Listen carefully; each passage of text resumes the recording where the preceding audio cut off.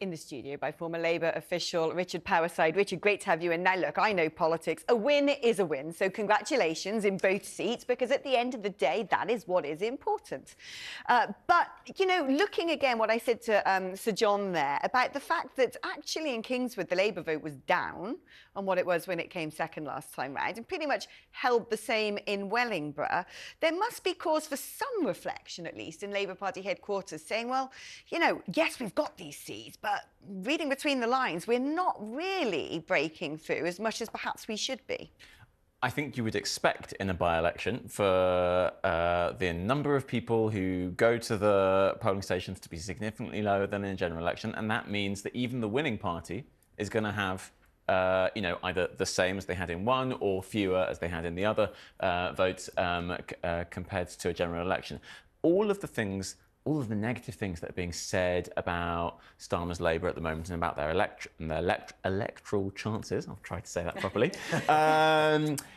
are things that were said about Blair's Labour Party before 1997. Everyone said, oh, we don't know what they stood for. Oh, we think you're too cautious. Oh, really, we're voting against the Tories rather than for Labour. And then, in the 97 election, I mean, Professor Sir John Curtis was talking about the 2001 election having a low turnout. At the time, the 97 election was considered a low turnout, and people said, oh, that reflects a lack of enthusiasm for Blair. Now, quite honestly, if Keir Starmer's Labour can do as well as Blair's Labour did in 97, I don't think anyone would really be complaining. I don't know why I'm going to butter you up now, but I'm going, I'm going to. In the by-elections leading up to Sir John Major's surprise general election victory back in the early 90s, there were similar by-elections, and the Tories lost a third of their votes, and everybody said, that's it, that's a disaster for the Tories, they can't come back from that, and Major won.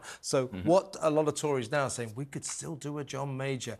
Guess how much of their vote they lost in the two by-elections yesterday? 2/3. So it isn't looking good for them.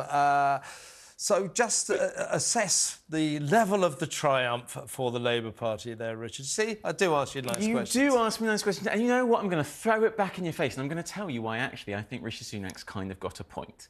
What? Shock, I feel horror. like I'm living in an alternative universe. We've changed. Have you booked in the wrong person? This is tea. We didn't get him for this. This is tea. You don't understand. Go on, seriously, go on. OK. Isaac Levido, Sunak's strategist, has been saying to the Tory backbenchers, please, please, children, just behave. Behave for a few months. Stop screwing things up, because divided parties lose. And he's right. Rishi Sunak wants to do, in his own way, what David Cameron, Theresa May and Boris Johnson did, which is not win from the centre, that's what people sometimes say. Rather, they built big, broad electoral coalitions that go across the country, across class and cultural demographics. That's what Rishi Sunak wants to do. Red wall and red trousers. Yeah, there you go, exactly.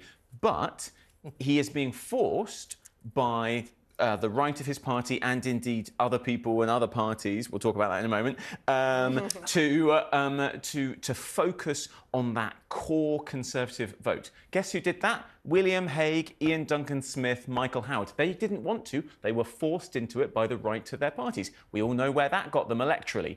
Now, that is why Reform doing so well in these by-elections is by far the most important bit of these of last night's data, because what that tells us is that Sunak will not be able to do what he would like to, which is talk to a broad span of people in this country, not from the centre. He's very much coming at it from the right, but he wants to be able to try to get the north and the south of the country, different class groups. He can't do it because the right of the Tory party and Reform are saying you don't just have to talk about immigration all the time, you've got to talk about tax cuts all the time.